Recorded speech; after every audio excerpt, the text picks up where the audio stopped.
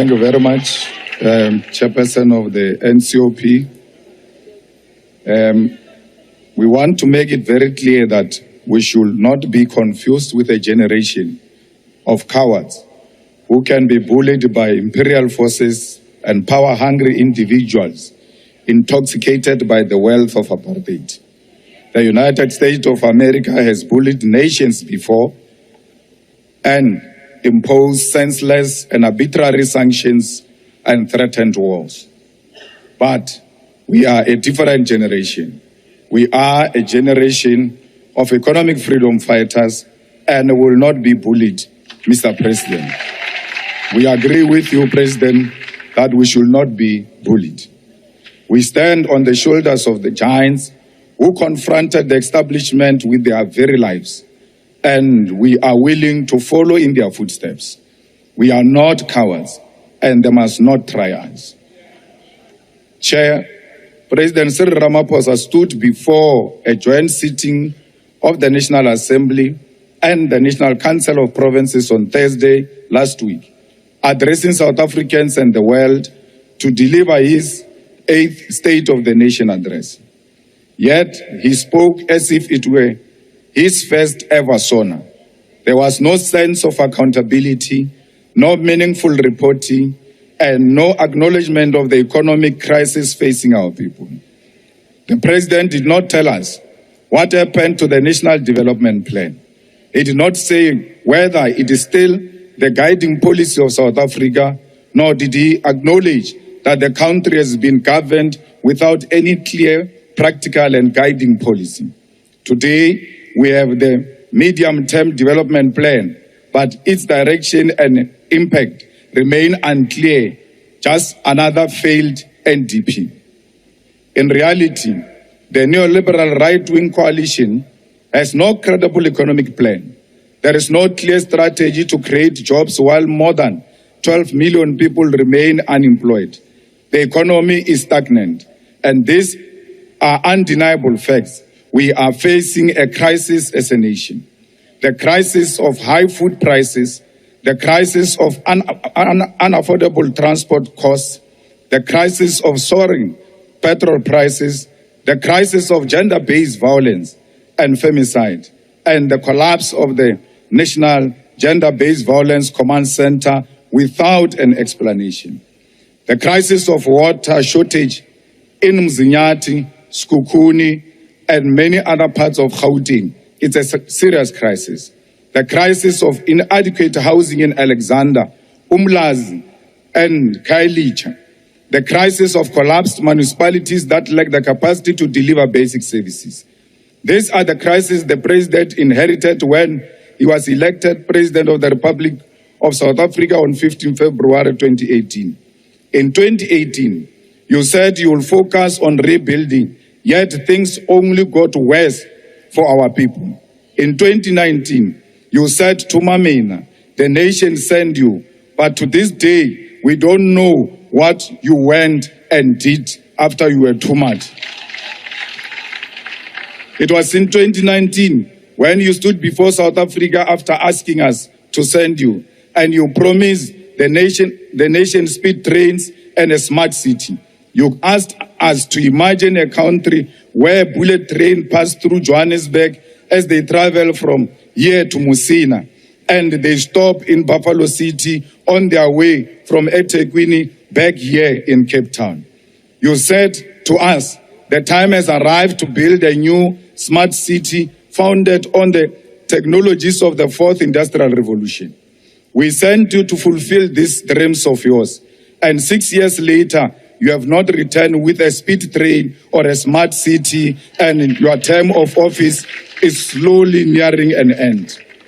You said 2020 will be the year of tackling state capture and ensuring accountability. Yet not a single person has been arrested despite the 1 billion spent on the Zondo Commission report. In 2021, you declared it the year of recovery. Yet South Africa's economy deteriorated further, with economic growth falling below 1%, except for the brief rebound following the reopening of the COVID-19, which collapsed almost immediately. In 2022, You claimed you will address governance failures, yet corruption became one of the biggest issues under your leadership. And that corruption has found its way now into the judiciary. We never had crisis of corruption in the judiciary. It only started with you when you sealed the CR17 documents in court. We listened to you in 2023 when you called on the nation to work together, yet it was your own political party, the Former Liberation Movement, that continued to deploy incompetent comrades to municipalities, boards of state-owned enterprises, provincial departments, and national government.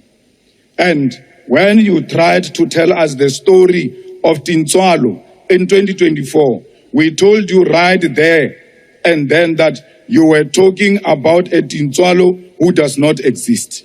The real Tintswalo was born in a shack, raped at the age of 6, dropped out of school before reaching grade 7, and was murdered while looking for a job. That's the Tintswalo we know. And now, this year, you tell us that you will not be bullied. We agree with you that we must not be bullied, but you fail to tell us what you are going to do about it. It is not enough to simply say you will not be bullied. You must tell us what action you will take. When you respond on Thursday, we expect you to provide real, detailed response to Donald Trump. But we know that the 940 billion infrastructure plan is yet another empty promise. We know that 375 billion allocated to SOEs, which still do not have a clear reindustrialization strategy, is a waste of money. We know that the corporate approach and strategy for Transnet, the unbundling of ESCOM, and the so-called modernization of ports and airports are all just privatization in disguise. President, we know that blended finance will become another looting scheme when students here at CPUT are sleeping outside at this very moment due to lack of housing. But as economic freedom fighters, we have adopted the theme of the year of picket lines. We are going back to the streets, we are reclaiming our identity, and we want to reunite with our people. We'll go to the streets to demand water for our people, to demand the speedy allocation of housing, to demand the eradication of pit toilets, and to fight for service delivery. We are taking our picket lines to the National Treasury and the Reserve Bank to demand nationalization and the transformation of the economy. We will picket outside correctional facilities to demand an end to overcrowding and syndicates within prison that control crime in the outside world. And we will demand the expulsion of private companies such as G4S, which has links to Israel and runs a prison in Mangaung.